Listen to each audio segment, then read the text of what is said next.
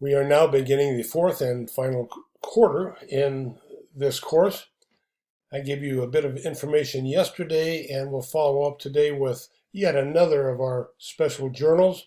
This indeed is a multi-column journal. You see a number of columns that we'll explain here in a few moments. In topic 10, you did a lot of work with sales journals and purchases journals. Both of those dealt with transactions where something either is sold or purchased on account. Customers charge something, or we charge something when we made a purchase. Now we'll look at a journal that handles cash receipts. As you can see here, the title, Acme Supply Company, LLC, Cash Receipts Journal. That deals with transactions where we received cash. No matter what the reason is, if we receive cash, it goes into this journal. So we'll take a look at this, the column headings and some of these transactions. But first of all, at the very top, once again, the page number is relative to this particular journal. So CR stands for cash receipts, and this is page 1. Now, something about the title of the company, the name of the company. We've had this before, I think, in a couple of problems. The name of the company, Acme Supply in this case, then LLC. LLC stands for Limited Liability Company, and that's similar to a corporation in that the owners have their own personal assets protected. So if the business goes under, if it fails, or if the business is sued, for example, the owners don't stand to lose their own personal assets, their home and their car and their own savings accounts, that sort of thing. So an LLC, Limited Liability Company, would protect the owners. We'll talk more about that when we talk about corporations later on, but that's what the LLC stands for. Now let's look at the account or the column totals or the titles. We have a date column as always. The next one is account title. It's not account debited or credited as we saw in sales and purchases journal, but just simply account title. Source document would be here. Document number stands for source document, and we'll talk about that. Posting reference, we'll explain what these slash marks mean in this column. We have the general debit, general credit column. We're not using them right now, those columns. They won't probably be used at all in topic 11, but later on in the course they will be. So we'll come back to those much later. Accounts receivable credit column. In the sales journal, you had an accounts receivable debit column. This is accounts receivable credit. As you remember, accounts receivable is an asset. If it is credited, it's going down, and it will be going down because customers are paying us. They owe us less. So we'll see how that works. Then, like the sales journal, we have a sales credit column. This deals with sales that we made for cash. Sales journal dealt with sales on account. This is sales for cash, as we'll see. Because we have sales, we also have sales tax payable credit, as we had in the other journal.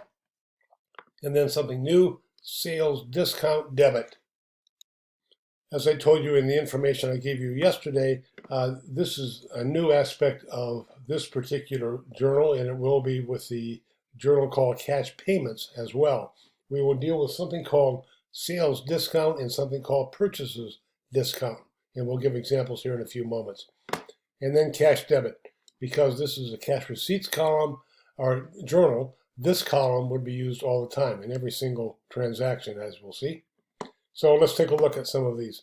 First of all, the first transaction is a cash sale for the day. And this is a typical transaction that happens in many businesses like this Acme Supply Company. And it would happen with grocery stores and hardware stores, any retail business that does a lot of cash sales. So every day, the cash registers would keep record of the cash sales. And there may be one cash register, there may be many, but at the end of the day, you have a record of all the cash sales. And this happens to be January 14th, and the slash mark here in account title simply means nothing is needed here. We could have an X here, we could have a check mark here. but it's put here simply to indicate that we didn't forget to put something here, but rather nothing is needed. That's why the slash mark. Could be an X, as I said, or it could be a check mark. This is the source document. So these are cash sales recorded by the cash registers, and there ends up being a tape, or there ends up being something on a computer screen that indicates the information we need. The source document then is the cash register tape, and the 114 indicates the date, January 14. That's the source document. As we'll see, nothing is needed in posting reference right now, so there's nothing to post individually, so again the slash mark indicates that. So nothing in general debit or credit. Here's our sales. For the day of January 14, we made sales amounting to $1,650. These are cash sales. Now, we had to also charge the customers, as you know, the sales tax, and we are still using the percentage of 5.75%. You multiply that times 1650, and you'll get, I think, 94.875 or something like that. So if the last digit is 5 or above, we round up, so it's $94.88. So we collected that.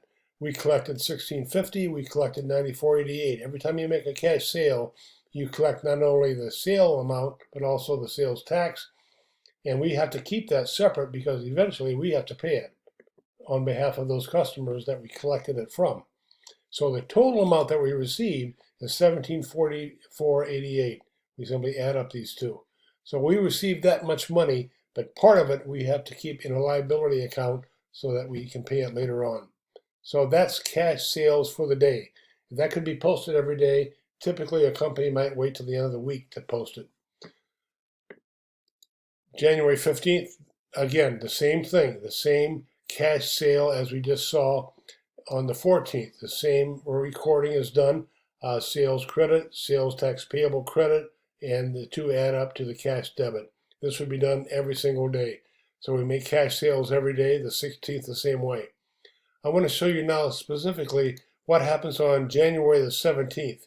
In this case, Andrew Kelly is one of our customers. Andrew Kelly, way back earlier, charged something, and now he's paying us what he owes us. Now, when we receive his check, probably he doesn't walk in and give us a check, probably he mails it, and we send him a receipt. That's the source document. REC stands for receipt number 91.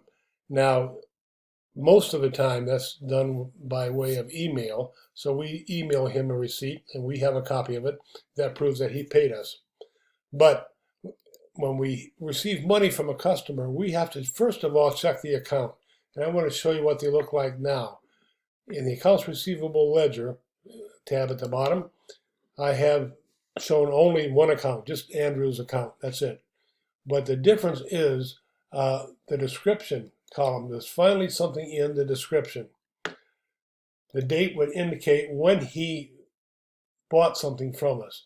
On January 11th, he charged something, and that would be recorded in the sales journal, page 1. And he charged something. We made a sale, plus we had to add sales tax. And so the total amount that he owes us is $486.45. So that's the debit in accounts receivable and also in his account, indicating the money he owes us, the sale plus the sales tax. Now, in the description column, the 210N30 deals with what I talked about yesterday, and that is the sales discount. Because Andrew is a good customer, apparently, and we'd like to have the money early anyway, we're offering him a sales discount. 210N30, once again, means 2% if he pays within 10 days. If he pays within 10 days, he can deduct 2%. If he doesn't, then the net amount is due in 30 days. Net means the total in this case. So he owes us $486.45 within 30 days. So if he pays us 11 days from now or 30 days from now, he's going to have to pay us $486.45. But if it's within 10 days, and these are calendar days, so even though we may not be open on weekends, Saturday and Sunday count. So we just simply add up the days. If he pays within the first 10 days, then he can take 2% off that $486.45. So he can actually pay us a little less than that. So we'll see how this works. Back in the journal then, this is how it's recorded. Again, this is the source document.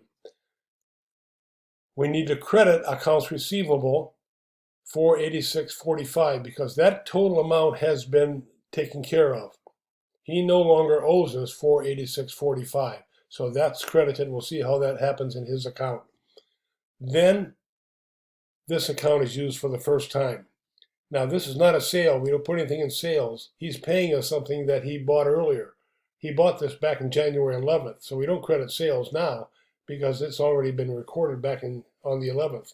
So he's paying us the bill.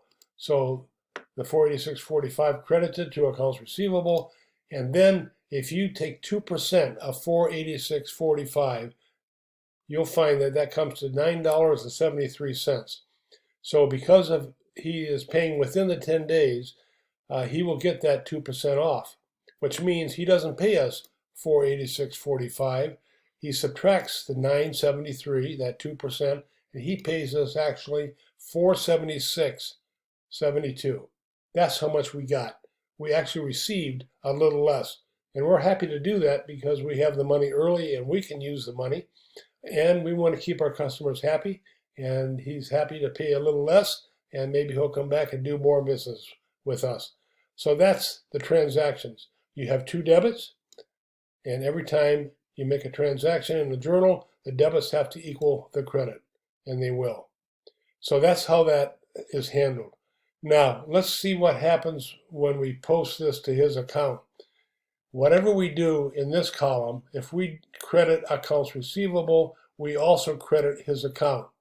So $486.45, if we go on the 17th, and this came from Cash Receipts Journal, page 1, and it was a credit. It said accounts receivable credit. If it says that at the top of the column, that's also what we do to his account. And so we credit $486.45. Now remember, he didn't pay us $486.45, and we've handled that with that special column, sales discount debit. But his account now shows that it's paid off. We don't want to put the $476, the actual amount that he paid us, $476.72. If we did, then this would not be zero. It would show a balance. So this amount is taken care of. This is credited, and his account now is zero. In 102.1,